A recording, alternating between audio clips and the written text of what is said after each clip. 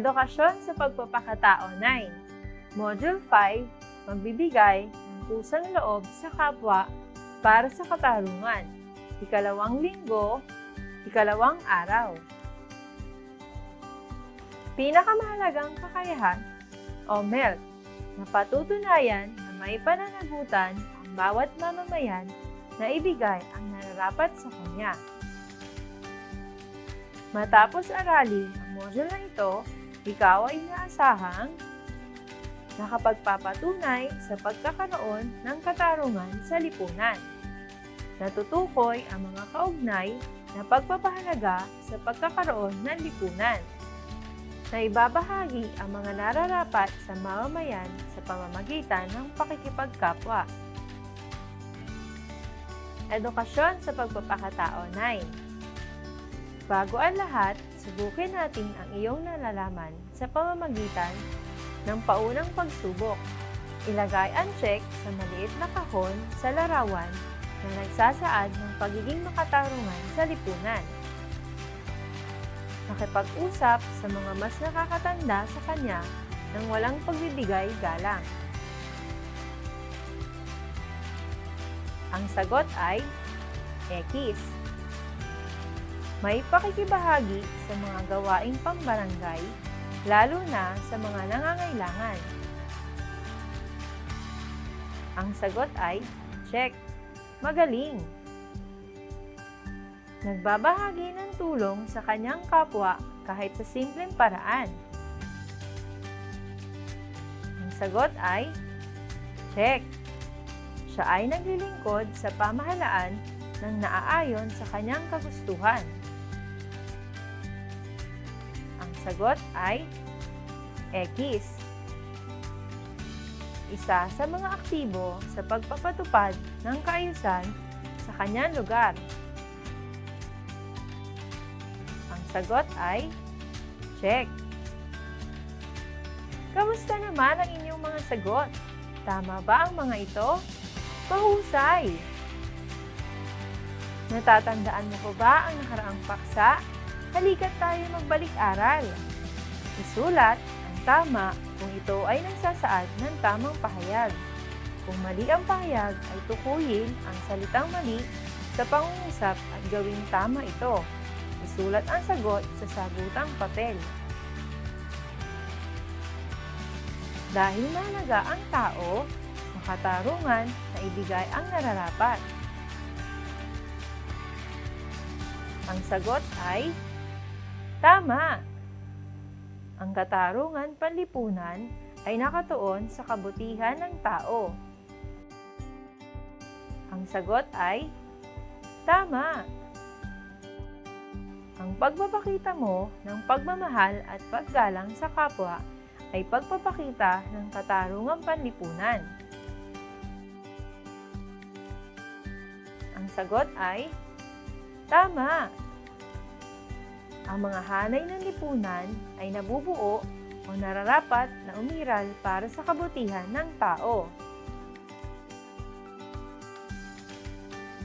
Ang sagot ay hanay, istruktura. Ang katarungan ay isang pagbibigay at hindi pagtanggap. Ang sagot ay tama. Kamusta naman ang inyong mga sagot? Tama ba ang mga ito? Magaling! Binabati kita! Ang pagiging patunay ng pagkakaroon ng katarungan sa lipunan ay nagsisimula sa sarili. Binubuo ng tao ang iba't ibang salik at pwersang humahatak sa kanya na tumungo sa iba't ibang direksyon. Ang wastong pagdedesisyon ang masasabi nating fundamental na prinsipyo ng katarungan sa sarili. Naunawaan mo sa tulong ng iyong mga karanasan na magiging makatarungan ka kapag iginagalang mo ang mga karapatan ng iba at isinasaalang-alang mo ang kabutihang panlahat. Kung ninanais mo magsimula sa iyo ang katarungan, kinakailangan mong timbangin, pag-isipan ang iyong mga desisyon at lahat ng ito ay nakabatay sa kabutihan ng tao at kabutihang panlahat. Bukod tangi ang tao sa lahat ng nilalang ng Diyos, dahil nilikha niya ang Diyos na may isip at kalayaan. Wala siyang katulad at hindi siya nauulit. Bilang tao, siya ay may dignidad, may pagmamahal, katotohanan, pagkakaisa at kapayapaan. Ang katotohanan ang mag-uudyok sa iyo na handa mong ibigay ang iyong buong sarili dahil ito ay may kabuluhan sa iyo at sa iyong kapwa. Ang pagsasarili sa mga kaganapan ay sumasalungat sa kabutihan ng inyong pagkakasamang pag-iiral sa sitwasyon na kapwa ninyo kinasasangkutan. Ang katotohanan sa puntong ito ay ang pag-unawa na may ibang apektado sa sitwasyon, hindi lamang ikaw, na ibabahagi ang nararapat na katarungan sa iyong kapwa o lipunan na kinakailangan mong makipagkapwa at makipag-usap o makipagdialogo sa iba pang sangkot sa sitwasyon. Ngayon na papanahon ng COVID-19, isaad mo ano-ano ang mga bagay na iyong naiambag upang makatulong sa pagpapadaloy ng katarungan at kaayusan sa lipunan. Gumawa ng tula patungkol sa larawan na iyong nakikita. Ipahayag sa pamamagitan ng tula ang iyong nakikita o nararamdaman patungkol sa larawan. Ngayon naintindihan mo na ang iyong responsibilidad sa pagkakaroon ng kaayusan at katarungan sa lipunan, gumawa ng slogan na nagpapakita ng pagiging aktibo mo sa pagsasabuhay ng katarungan. Ngayon na nalaman mo na ang kahalagahan ng katarungan sa lipunan, gumawa ng hagdanan na inyong responsibilidad. Ang pinakamataas sa baitang ang nagpapakita ng pinakamataas na antas ng responsibilidad mo sa lipunan. Ngayong nalaman mo na ang kahalagahan ng katarungan sa lipunan, gumawa ng listahan ng mga pakikibahagi mo sa inyong tahanan na nagpapakita ng katarungan sa inyong bahay. Gumawa ng isang refleksyon ng inyong natutunan sa module na ito na maaaring batayan mo sa pagsasabuhay ng mga gawain na iyong napili.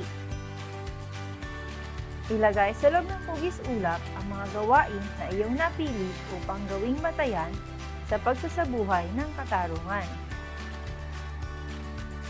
Basahin at unawaing mabuti ang mga pagsubok sa ibaba.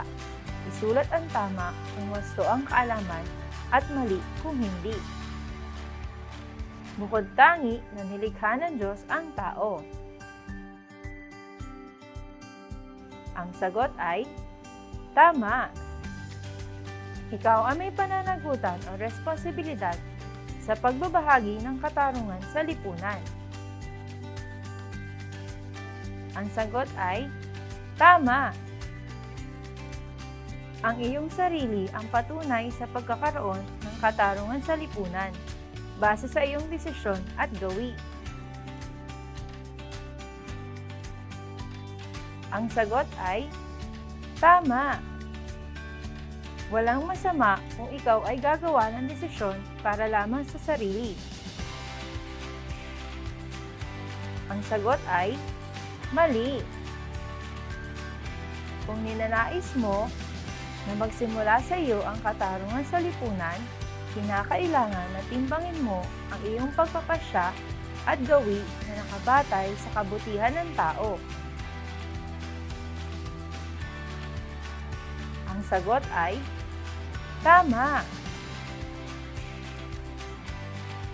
Salamat sa pakikinig! Hanggang sa muli nating pagkikita! Paalam!